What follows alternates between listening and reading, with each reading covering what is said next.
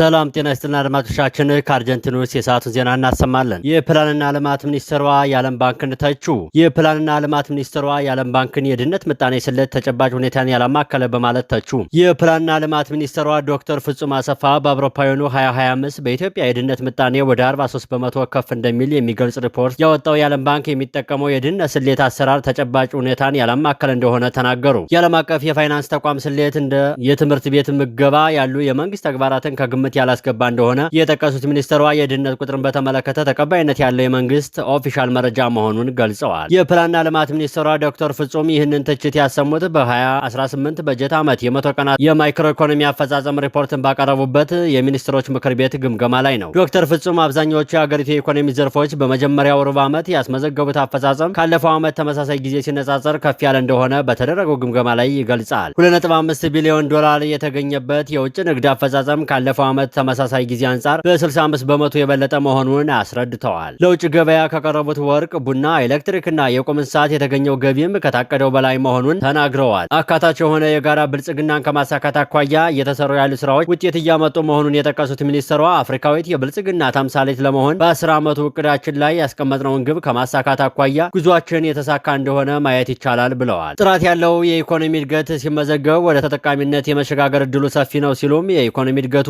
ነዋሪዎችን ተጠቃሚ የሚያደርግ መሆኑን ጠቁመዋል። ይህንን ጉዳይ በተመለከተ ግን የተለያዩ ተቋማት የተለያየ ቁጥር እንደሚያወጡ በገለጻቸው ላይ አንስተዋል። ዶክተር ፍጹም እንደሚያስረዱት ከነዚህ አንዱ ከድህነት አኳያ የሚነሱ ቁጥር ነው። የተለያዩ ተቋማት ይህንን ዳታ ለማግኘት የተለያየ ስሌት ሞዴል እንደሚጠቀሙ ገልጸዋል። ለዚህ በማሳያነት የጠቀሱት የዓለም ባንክ የድህነት ወለልን ለማስላት የሚጠቀምበትን በቀን $3 ገቢ አሰራር ነው ብለዋል። ለምሳሌ የድህነት ወለል የምንለው ቁጥር አለ።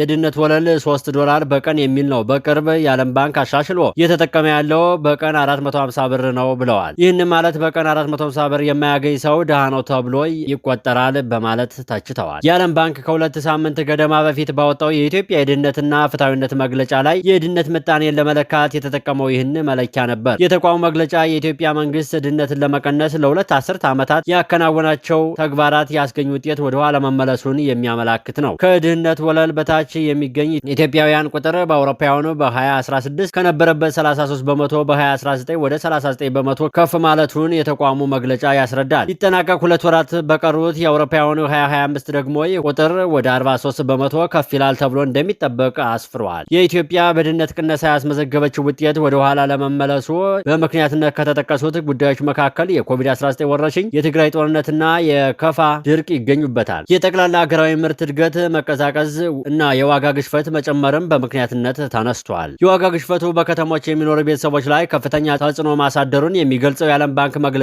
በገጠር የሚገኙ ቤተሰቦችም ቢሆኑ በገበያ ተሳትፎ ውስንነት ምክንያት ከምግብ ዋጋዎች መጨመር ተጠቃሚ መሆን እንዳልቻሉም ያብራራዋል። ዓለም አቀፍ የፋይናንስ ተቋም የድህነት ምጣኔው በ2026 ቀስ በቀስ ይቀንሳል ብሎ እንደሚጠብቅም አስታውቋል። ፕላንና ልማት ሚኒስትሯ ዶክተር ፍጹም ግን የዚህ አይነቱን ሪፖርት መረጃ ለማጠናከር ጥቅም ላይ የሚውለው የዓለም ባንክ መለኪያ በአገራት ውስጥ ያለውን ነባራዊ ሁኔታ ያላማከለ መሆኑን በማንሳት ተችተዋል። በተለያዩ ሀገራት መካከል ያለውን የኑሮ ወጪ እና የዋጋ ደረጃ ልዩነት ግምት ውስጥ መግባት ያለበት አንድ ጉዳይ መሆኑን ጠቁመዋል። እንደ ሀገር የምንሰራቸው በዚህ አይነት ሞዴሎች ላይ የማይታዩ ድህነትን የሚቀርፉ የተለያዩ ጉዳዮች አሉ። ከትምህርት ቤት ምገባ ጀምሮ በርካታ ስራዎች አሉን ብለዋል። የዓለም ባንክ የሚከተለው ሞዴል መንግስት የሚወስዳቸውን እነዚህን እርምጃዎች ከግምት አያስገባም በማለት ተችተዋል። እንዲህ አይነት ተጨባጭ ሁኔታውን ያላማከለ አጠቃላይ የዓለም ሀገራትን በአንድ ቅርጫት ውስጥ የሚጨፈልቅ አይነት አሰራር ተሄዶ የሚመጡ ቁጥሮች አሉ ሲሉም ተደምጠዋል። የሀገሪቱ የግብርና ምርት ከ2010 ዓመተ ምህረት ጋር ሲነጻጸር በ5 እጥፍ ወይም በ430% መጨመሩን የጠቀሱት ዶክተር ፍጹም በዚህ ደረጃ ካደገው ምርት ውስጥ 90% በላዩ የሚመጣው ከአነስተኛ አርሶ አደር መሆኑን አስረድተዋል። የአርሶ አደሩ ምርት በ5 እጥፍ ካደገ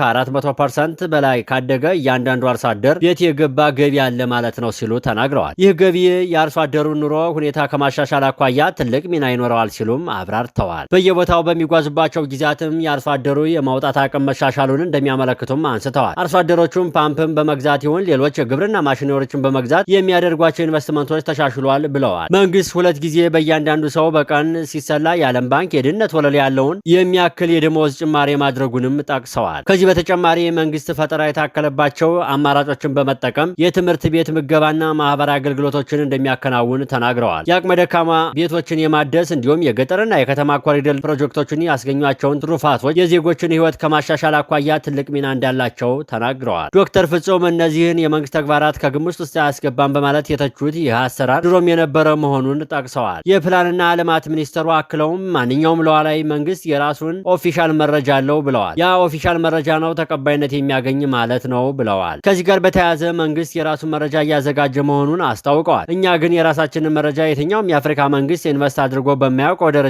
ኢንቨስት አድርገን እያለማ እንገኛለን ያሉት ዶክተር ፍጹም የዚህ መረጃ ውጤት በቅርቡ እንደሚመጣ ተናግረዋል።